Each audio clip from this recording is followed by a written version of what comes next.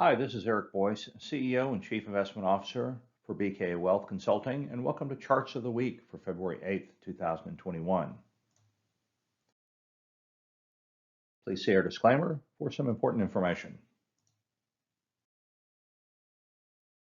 Here's our weekly COVID tracker as we look at the declining 7-day moving average of daily new positives, very positive trend that we're looking at there. And this week and last week, we begin to see the 7-day moving average of daily deaths begin to flatten out and perhaps even roll over a little bit. So that'll be something we'll certainly watch over the coming weeks, but it looks like now that we've crested and rolled over on new positive cases, of course, daily new deaths work at a bit of a lag, and so hopefully we'll begin to see that roll over, certainly as we continue to roll out vaccines.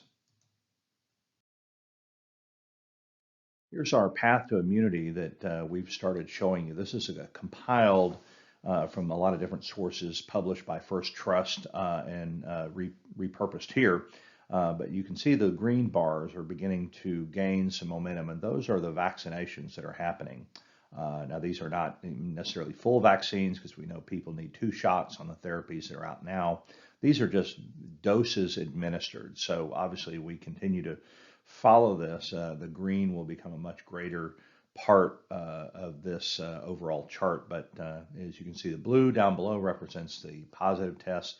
The gray area represents what the CDC believes are positive cases that for whatever reason were not reported. Infections that happened because people maybe had the disease or had the infection, but were not symptomatic and didn't feel like they needed to go get a test, etc. This is also something that we get from the CDC, and so there have been a total of 33, almost 34 million doses administered, kind of slightly in favor of the Pfizer technology. You don't see Johnson & Johnson here. We feel like that EUA or emergency use authorization is forthcoming. There's obviously AstraZeneca, which is now in force in Europe, and then of course in other areas of the world there are other therapies out there, including Russia's Sputnik vaccine. Daily vaccine doses. We've followed this for a couple of weeks now, and I do think that there is some kind of weekly trend in this data that's beginning to really identify itself. That beginning of the week you tend to see more doses being administered, and towards the end of the week you tend to see a little bit less.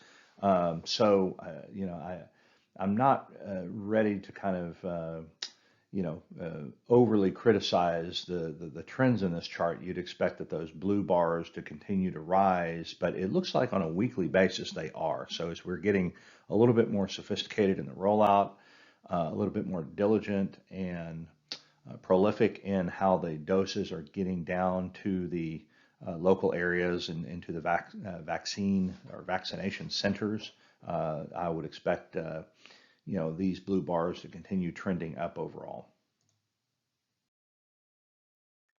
Let's talk about the flu virus for a little bit. Something that we reported to you last summer that I thought was extremely interesting, that the different hemispheres have opposite seasons, and so last summer it was winter down in the southern hemisphere, and obviously the coronavirus is raging worldwide and didn't care what season it was. But with all of the precautions and everything taken for the coronavirus down in the southern hemisphere, what we noticed is in a period which you typically see the flu virus spike, when it's colder, we didn't see it. And in this chart, what this shows you is that the confirmed cases of the flu virus went way down as a result of the precautions taken, mask wearing, et cetera, to prevent the coronavirus infection spread. And it had the unintended benefit of dropping our flu cases, and that this is something that health officials were clearly worried about when we were in the summer, about having maybe the coronavirus and the flu virus kind of on top of each other. But it's clear here in the data thus far that flu virus has had minimal impact. Let's go ahead and get into some economic data, and then we'll slide into market-related data before we conclude today. But we'll start off with global economic data, and this is a percent of economies that are above their one-year trend. You can see that that number is going higher. This is kind of consistent with this theory that we're in the midst of a kind of a synchronized global recovery, if you will. Granted, it's not completely even across all territories and countries, but nevertheless, it's in a positive trend.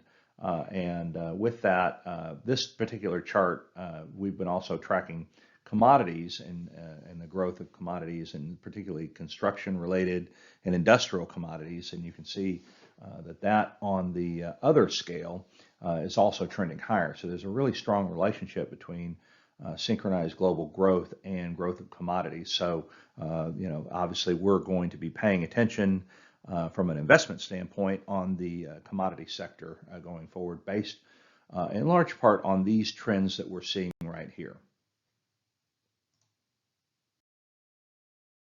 Well, here's our index of Beige Book economic conditions from the Federal Reserve. And so this is kind of a national consensus, if you will, on the trends in the economy and just basically the essential health of the economy. And you can see here, as a time series dates back to 2011, that this is kind of emblematic of that long, protracted recovery that we had and expansion period that we had that was rather grotesquely interrupted here with the pandemic. We battled back, so you can see at the far right where that number has really bounced back from a statistical standpoint, and it's kind of rolled over a little bit. I wouldn't worry too much about that, just because we've had so much a considerable down shock and then a considerable updraft off the low, that I think what we're going to see here is not necessarily the strength in the economy that we did, that we have over the last several years, that number, that bar stays above zero, but perhaps at a lower level than it's been. I do think we're going to have a bounce back, and I think there is the possibility of posting the best economic growth this year in 2021 that we've seen in a long time. But I think it'll be front end loaded, and as we get towards the back half of the year, perhaps I see maybe those data points getting a little bit more muted, but nevertheless remaining positive and conducive to economic growth, obviously conducive to investments, et cetera, particularly if we get the stimulus packages that are being discussed now on top of the general global expansion that we've been talking about. Here's some business confidence measures, and certainly indexes related to various things I think are really important for us to keep track of. And when you look at confidence, you look at manufacturing and services. Both of those, as we ended the year and moved into 2021, those remain positive. In the aggregate, there's been some noise lately, and the next chart will show you kind of the little subtle disappointment in the news, but expectations are pretty high for both of the Institute for Supply Management indices. And again, it's broad-based. We've been talking a lot about manufacturing, and that's on the right-hand side. Manufacturing has recovered very nicely on the heels of really strong durable goods orders, or perhaps export volumes. Even though global trade remains a little bit damp right now, the weak dollar has assisted exporters, making the weak dollar obviously makes our exports a little bit more attractive in the global marketplace. But the ISM manufacturing number, being as strong as it is, it dovetails really nicely with industrial production. And this is something that, obviously is over centuries, or the last, couple of centuries, and particularly in the 1800s with the Industrial Revolution, that manufacturing was a really big part of our economy. Not so much either anymore, but nevertheless very important from a psychological standpoint, and very important as a kind of leading indicator, if you will, for utilization. And then higher utilization will and utilization of capacity will usually lead to business investment, which we're already seeing. So I think these numbers are very positive within the context of the expectations that we have for domestic recovery over the coming couple of years. Now, here's the most recent ISM Manufacturing Purchasing Managers Index. And it did roll over ever so slightly. It remains elevated. I don't worry about this because it's really hugging that multi-year high. Now, some people this week have seemed to want to make some issue out of the fact that the actual number was 58.7 when it was expected to be 60. I think they're just they're pushing pennies here because really the level is elevated. This is a diffusion index, so anything above 50 represents expansion. So make of it what you will, but we're clearly in an expansion mode, and I think that is the most important thing to consider at this point. Now, something that we are watching as it relates to inflation is input prices and throughput prices within the production system. So we know that production is going up. We know that that there is an interest in demand for durable goods. However, we also know, and we saw this in the prior slide, that commodities, particularly industrial commodities, are going up. And so these are input prices into the system. As you look here on the far right, you can see that producer prices paid are going up and going up by a pretty meaningful level. So this is, in the past, we've seen that bump, particularly in like 2011, 2012, and then again a little bit later, a few years ago. We didn't have inflation as a result of that because there was an inability, you can see in that blue line, of those prices being able to be filtered down to the end user. So basically there was, from an economic standpoint, there was, gluts in certain areas where there's no pricing power. So you're having to pay more for input costs, but you couldn't get price back at the end when you sold it to the end customer, and you just have to take a margin hit. And that changed a little bit in the last bump back in 2017, 2018, when there was a little bit more pricing power, and that was obviously corresponded with a period of Federal Reserve kind of increasing interest rates gradually in anticipation of perhaps a higher inflation environment. Well, obviously things changed dramatically last year, but I do think that what you see on the far right, prices paid and prices received are now going up. So that's an indication to me that some higher input costs in the production system are going to filter down to the end buyers, which means obviously that there will likely be some upward momentum for inflation down the road, which is very consistent with what we've been saying. A PCE deflator. This is the measure that the Fed looks at primarily. That orange bar, or that orange line, I should say, is the main thing that we should be paying attention to. And when that begins to slide higher on a consistent basis above 2%, that's when we can begin to assume that the Fed is getting ready to raise interest rates at the short end of the yield curve. Now, I don't think that is there right now, but I do think that that day is coming probably in the next, I'd say anywhere between the next 18 to 36 months, depending on how we progress out of this trough and how strong a recovery it turns out to be here in 2021.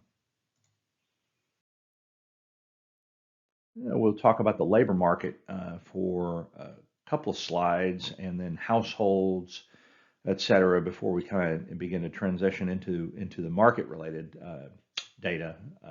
But here's payroll employment, and you've seen this chart in different iterations over the last few months. And obviously, we want to put America back to work. we know it's going to take some time. There's no, you know, particular surprise in all of that.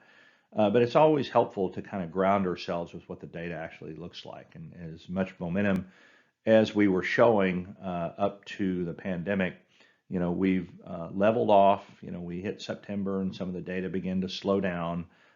Then we started to see a little bit of an uptick in new claims, initial claims for unemployment insurance. And labor is just kind of stuck in this area now. And we've got some other charts that kind of frame this conversation a little bit more. But you can see that is flatlining out. We still have a lot of small businesses that are struggling. So obviously we need stimulus to get out into targeted stimulus and effective stimulus to get out into areas where we can help the small business owners, which comprises a very meaningful percent of the labor population. Participation rate, which is also an input into the unemployment picture and also into the aggregate employment picture, when we've had a lot of people that have been displaced, and typically when you get into a recession, you see people get discouraged and they just leave the workforce altogether. So they're really not even looking. And obviously in 2020 we had kind of almost a federal incentive for them not to look when they were getting these outsized stimulus checks. And so quite naturally, you'd expect to see a big drop in the participation rate, but it's actually remained stubbornly low relative to what we've seen over the last several years. And you know, right now, you know, again, there's implications if that changes, and it's kind of almost a symbiotic relationship with business conditions and optimism and things like that, because people are not apt to get back into the workforce unless they're confident that there's going to be opportunity for them there. And so as this recovery continues to take root and continues to evolve, you know, the hope here is that you begin to see some of those displaced workers and discouraged workers begin to trickle back in and help that participation rate move higher. Temporary versus permanent job losses. And this is something that I found in a deck, and actually I give credit to FS Investments for continuing to monitor this in a very meaningful and easy to understand way. But you know, if you look at the displacements that have happened, and this is the argument that I've made, you know, on the small business side for a long time, and I actually had another, you know, small business labor chart that I was going to put in here, but I think this really kind of puts it in a bottle, so to speak. And you've seen that, you know, that we've seen a lot of increase in permanent job losses, and these are companies that were, you know, employing anywhere, call it 5 to 50 to perhaps even to 100 employees that have just gone out of business. And that number is kind of crested at the end of the year, and the latest reading estimates coming out of the Bureau of Labor Statistics seems to suggest that number is beginning to slow. Again, that would be consistent with the recovering economy, but again, so much in the slides that I've shown you over the last, you know, the last 5 to 10 minutes here, you know, and these expectations of this synchronized global recovery all hinge on the ability for us to get people vaccinated and open up the economy. So I feel good about the orange component of this chart continuing to roll over as we rebuild some of the jobs and the businesses that have literally been destroyed as a result of the pandemic. And then conversely, you look at the top, you see temporary job losses clearly continuing to attenuate, even though that we know that, you know, that from a temporary standpoint, there's still a lot, much higher unemployment. We've seen that in charts clearly over the last few months. So there's work to do, but again, if we get people vaccinated, we get some of the restrictions, additional restrictions lifted, that helps us immensely in terms of the labor market. Let's talk about households for just a second here. Now, we know from conversations and market minutes as well as these charts of the week, we've seen data that clearly suggests that households are in better shape. Now, that's not to say that all economic cohorts and income cohorts are being affected in the same way, but overall, there is a positive takeaway in that balance sheets are in much better shape. You can see the chart on the left. There was a significant dislocation in household wealth and household well-being and the global financial crisis. Now, obviously, I'd argue that the shock that we saw last year was much more rapid, and it wasn't as deep, but it was much more rapid. But it had a much more muted impact on overall, the ratio of assets to liabilities for the average U.S. household.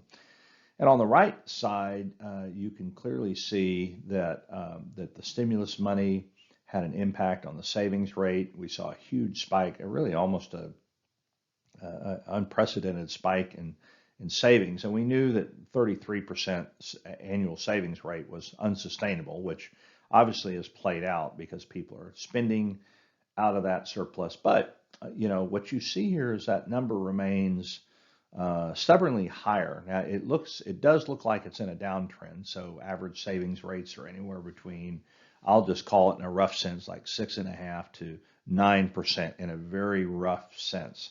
Now it's obviously above that, and it does become important longer term. When you have a systemically higher savings rate, that just means that consumers aren't spending as much. And for an economy that is almost not quite 70% beholden to consumer spending, it's important that consumers spend for economic growth. And if they're saving it, they're obviously not spending it, so on and so forth. So, while you do want to promote the health of consumers and households, you don't want households struggling, but at the same time, you want them out there contributing to economic growth. And but right now, we're at a very interesting juncture where there's a lot of money being saved, and we've got a slide at the very end, which is kind of interesting, related to what people are going to do with the stimulus checks that might come here in the legislation that's being worked on right now. But balance sheets are good. Checkable savings deposits are really high, and so as we look towards this year, and I've said this before, if the consumer is going to be motivated to get out there and spend more, again, if they're more confident, job situation, labor market improves overall, and all of these things work together, that this could provide a really nice tailwind for economic growth, as well as the stock market. A quick comment on home prices. So, what's implicit in this is not terribly surprising, shouldn't be. We know that house prices have gone up, but this is data from the American Enterprise Institute Housing Center that they put together based on national data. And this is basically home price appreciation. That's what HPA is. And what's interesting is amidst this pandemic, we obviously had a very strong housing market, but almost too strong. And we've got housing affordability despite lower mortgage rates, really being challenged here with the rate of home price appreciation. A lot of it has to do with housing supply being essentially a lack thereof. But as you can see here, if you look over January of 2020 to the end of last year, and then even heading into this year, it's really becoming a bit of a conundrum. I think home prices are advancing literally too fast for their own good, and obviously something that is important to not only the ability for people to buy houses, but also mobility as well. Okay, well, we'll shift now into other aspects of the economy and the market. And here's the U.S. dollar index. And we know that we've been following a rather consistent drop in the dollar. And we've seen that reverse a little bit. I think the conventional wisdom, and I would subscribe to this, is that we're going to continue to see a weak dollar overall, but we're not necessarily going to see the continued drop that we have. And this is evidence of, just over in the last month, we've seen a little bit of strengthening, and it's kind of almost testing a kind of a resistance point, if you will, at least from a technical chartist standpoint. Wouldn't worry too much about that. I think that there may be an opportunity, as we kind of sift things out in terms of this growth that's based on the vaccine rollout, et cetera. Obviously, some countries are doing a much better job as a percent of their population of getting people vaccine than others. So there's going to be jockeying around in this and a little bit more noise in the data. But again, the dollar is off its lows, but I do think it's going to remain low for a period of time. Now, we've talked a little bit about interest rates and inflation, and this is a plot of long-run inflation expectations in the orange against the 10-year Treasury yield in black. And we know that 10-year yields have come back up off of these historic lows and felt like it would be really, they'd be hard pressed to go any lower than they were. And, this is against this backdrop and this theory that inflation is going to perk up. We haven't had meaningful inflation, and expectations were obviously a little bit higher a year ago than they are now, but they're still relatively low. And that 2% barrier is very important for a lot of different reasons. One, it happens to be what the Fed is targeting on a longer term basis, not on a point over point basis, but over a trend basis. The Fed wants to see inflation above 2% before it'll be motivated to increase short-term interest rates. Now, 10-year rates are important, obviously, because they set a benchmark for 30-year fixed mortgage rates. And 10-year Treasury yields tend to be more influenced by inflation expectations. And you can see on the far right-hand side of this that those expectations are perking up. They've been trending down, leading to pretty significant negative real yields as overall rates were dropping faster than inflation expectations. But now that things are picking up, we still have negative real yields, which are 10-year yields minus the inflation rate. But we're beginning to see things trend towards a more normal environment. That, of course, that's a relative term. It might be perhaps some quarters before we get anywhere close to this, but you can see the clear trend is higher on both inflation expectations and 10-year Treasury.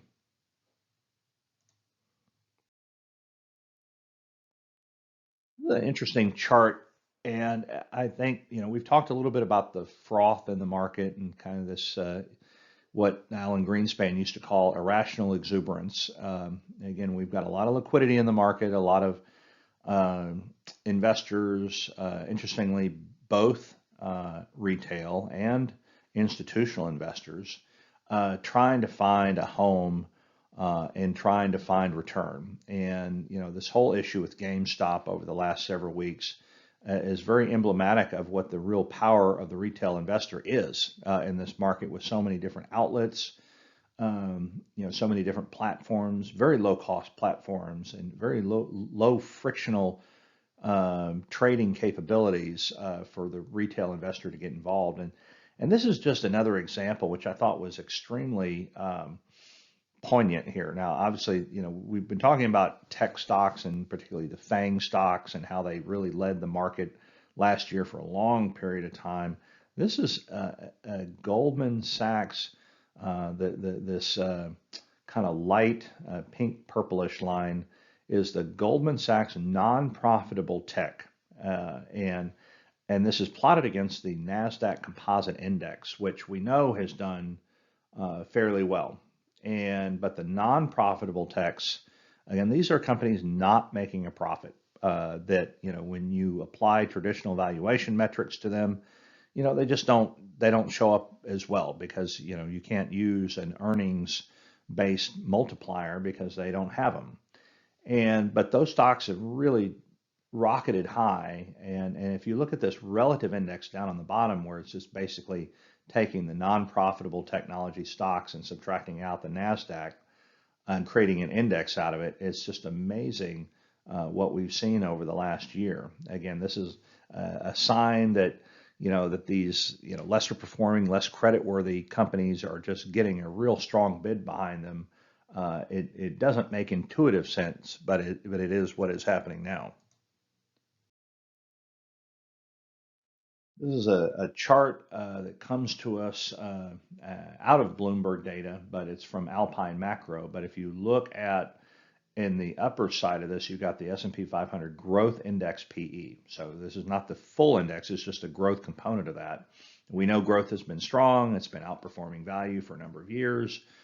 And then we've got the dotted red line below that, which is essentially the IPO index. These are initial public offerings in a lot of cases, as you see down below, that these recent IPOs, the overwhelming majority, in this case 80%, don't have positive earnings. These are early stage companies that are going public that don't have earnings, kind of just like that prior slide. When you've got growth companies that are catching a bid, but these IPOs that have no earnings are also catching a bid, just like that last slide. And it's very symptomatic of a market where there's a lot of exuberance built in, and I think perhaps some potential volatility as well.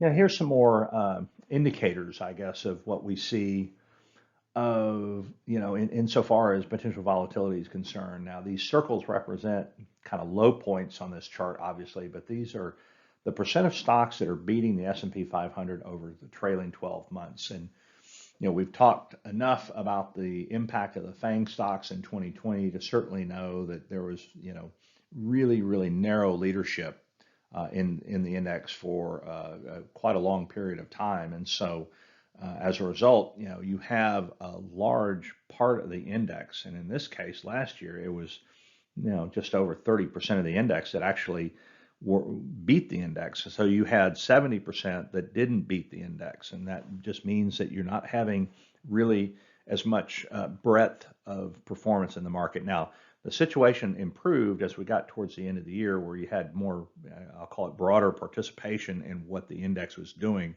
But if you look over the trailing 12 months, it tends to wash out, quarter over quarter gyrations, and it kind of gives you a longer term picture. And what this tells you is that, they're really, by and large, we've not had very good participation in breadth in the market over the last year. And interestingly enough, as you look over a multi-year trend line, that's actually played out over perhaps a couple of years. This is a forward 12-month price to earnings ratio for the index. And it's always helpful to kind of take a step back and assess the health of the market. And this data is as of January 26, so it's not perfectly on top of us in terms of timing, but it's still very relevant.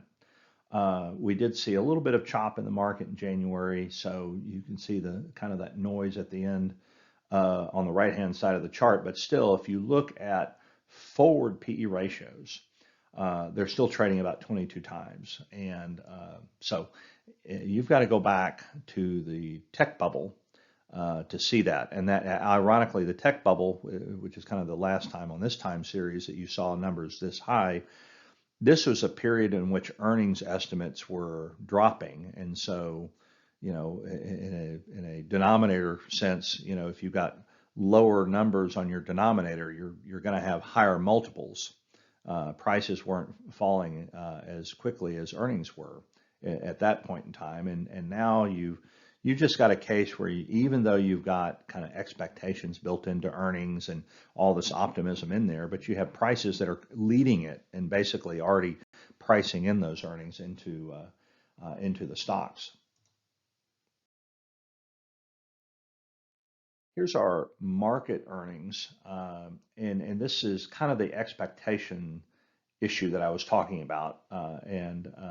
So this is interestingly, it's plotted against the ISM Manufacturing Purchasing Managers Index, which we saw earlier in the deck here. But we know that that's been real high. But the thing about this is that there's actually a really tight relationship that you can see very poignantly here. Even though manufacturing represents a lower percent of the total economy now, and services are frankly a lot more important than manufacturing, there's still a really tight relationship here between the manufacturing data and equity market year-over-year growth in earnings. And so it just, if you look at the right-hand side and you say, all right, we know that earnings growth has been negative because of the pandemic, that's well understood. We expect that to come back. Market certainly expects it. In fact, that little dot that you see represents a very strong rebound, essentially 21% growth this next year in earnings, which would be consistent with the manufacturing PMI changes that we've already seen.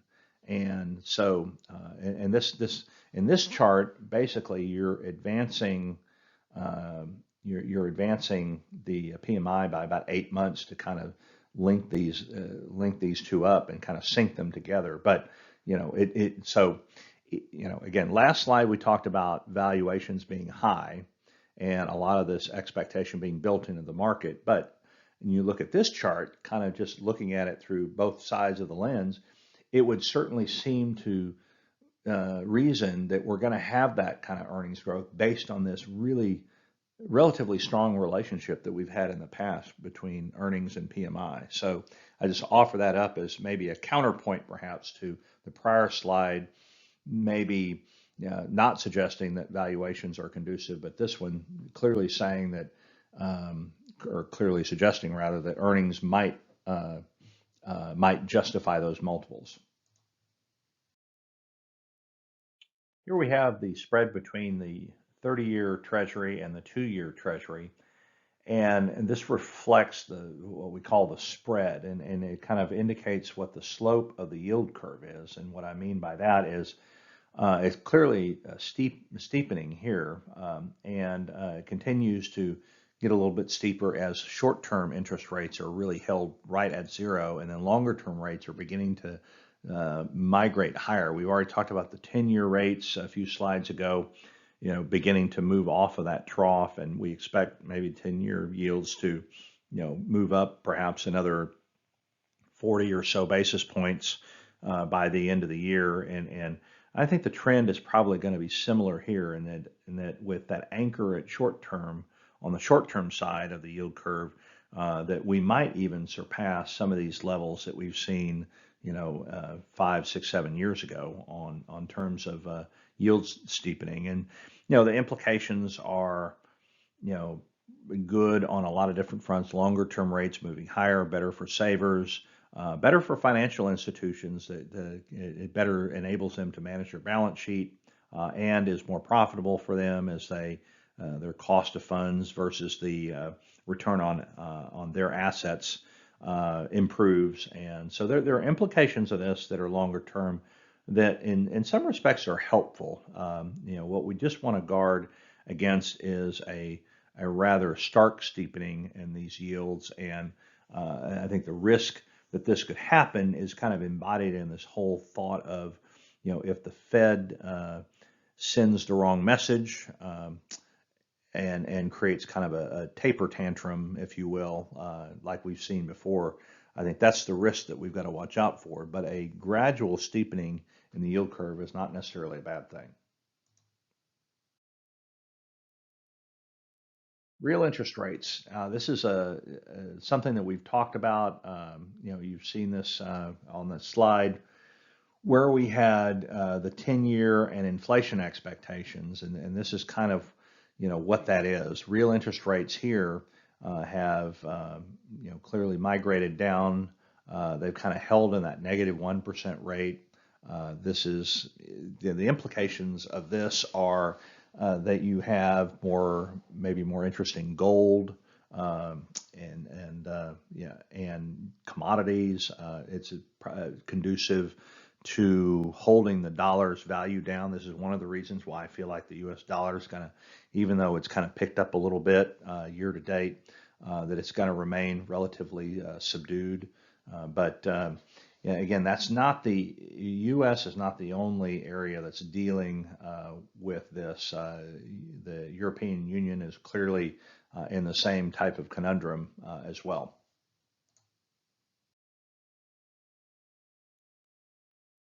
We've talked about some spread in treasury rates. Now we'll talk about credit spreads now, and as it relates to delinquency rates. And the big surprise, one of the biggest surprises in 2020, from my standpoint, was that we really didn't have a credit issue. And what do I mean by that? We just didn't see a spike in delinquency like I thought we would. On the left-hand side are delinquency rates for different categories. Now, as you can imagine, commercial real estate has had an uptick, as has single-family mortgage delinquencies. Credit cards, ironically, as consumers have increased their savings, as we've seen, increase their own or improve their own balance sheets. Credit card delinquencies have actually gone down, and credit card usage overall has gone down, and that's been a positive. But even on the commercial side, you've seen it. It's really the upticks that you've seen on this chart are related to real estate, and whether it be residential or commercial real estate. But again, if you go back, even I'd say as you look at commercial real estate, I mean, you've got to go back a long way to find delinquency rates that were as low as we've seen now, and it's been an interesting journey. I would have expected that to be higher.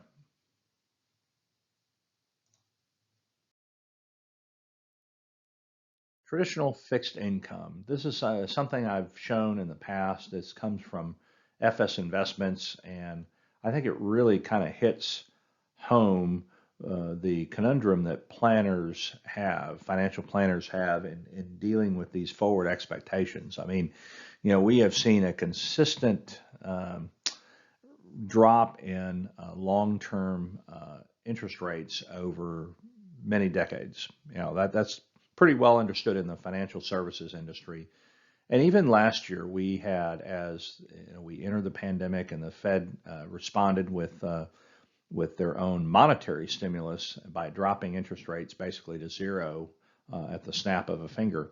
We had a lot of interest rates go down, which is obviously, if you look at it from that standpoint, interest rates go down, prices go up, returns go up. So last year, during the first half of last year, we had a fairly strong return in the fixed income market. And you can see here in that black shaded area that most of that came from price appreciation. Now, while that's all fine and dandy, that kind of return is not sustainable. And in fact, during the second half of the year, we saw that the contribution to total return was rather muted, as interest rates had already moved down, and they just simply stayed there. And so the conundrum looking ahead is that, and the rhetorical question is there a stronger bias for yields to move higher than there is for yields to move lower? And I would submit yes, that unless you see a retrenching or a second recession, which I don't see in the cards right now, that you would tend to see more expansion, and especially with this inflation thought that I've talked about a little bit. There's a bias towards inflation that I think is going to keep moving interest rates higher, which is going to limit the black component of this chart going forward and put a lot more pressure on yields to generate total return for fixed income investors. So we'll end on this slide, and this is just a survey from Morning Consult of folks on what they would do with the second round of stimulus if they got it. This one happens to be for $600, but it could be $600 or $1,200. I think the results would be the same, and it'd be very consistent with actually what we saw in the last stimulus package, in that the lower income cohorts would spend it, and the higher income cohorts would save it and contribute to the savings rate. And this is I thought this was interesting that the I guess the output is clear, from lower income folks, that they would spend it on rent, food, and perhaps pay back debt or rent or things like that, and that you have the higher folks that would save it. That's all we have for this week. Appreciate you joining us. I hope you have a wonderful week, and we will talk to you again soon. Stay safe.